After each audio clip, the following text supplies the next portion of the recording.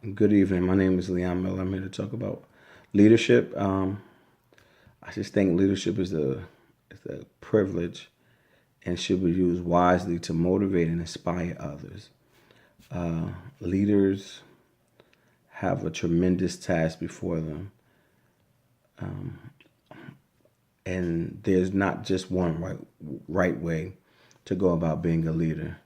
There are many different ways and many different types of leaders that are successful in their own right. However, I do believe that there's one wrong way to become a bad leader, and that's not being able to adapt to change.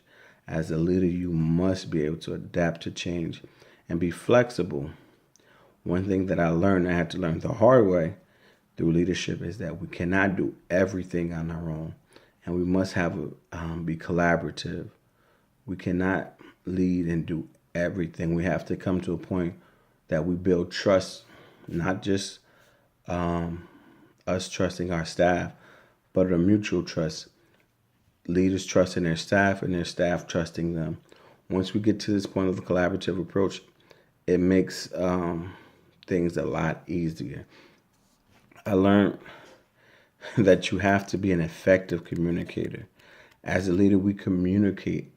We communicate to one another, and when we communicate to one another, we have to be clear and specific so that the task that's being done can be done the right way, and we don't have to waste time. Um, I'm just very passionate and very hopeful that when I become in a higher, not even so much a higher leadership position, even in the position that I am now as a teacher, classroom teacher, that I'll just provide the most solid leadership that I can provide for my paraeducators and my students. The most distinguishing characteristics I believe in the leader is their ability to challenge and push their team members to reach their full potential. As leaders, we aren't put in positions just to create followers. I feel great leaders make great leaders. And to reach, in order to be a successful leader, you have to have that model. You have to have that person that you look up to, that you can connect with, that can show you the ins and out of being a leader. I love the fact that you can go to school and read books and gain so much information.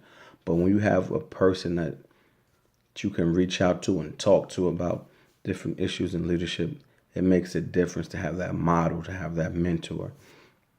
I personally believe that we're not here for ourselves. We're all been, what my principal called, we've all been given a set of keys, and each key can unlock doors that of unlimited possibilities for our team members and the students we serve.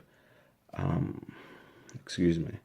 I just feel as though we're put in a position that we are able to expose America's youth to not only excellent educational programs. There's a lot of excellent programs, but we must provide them excellent programs in which they can excel.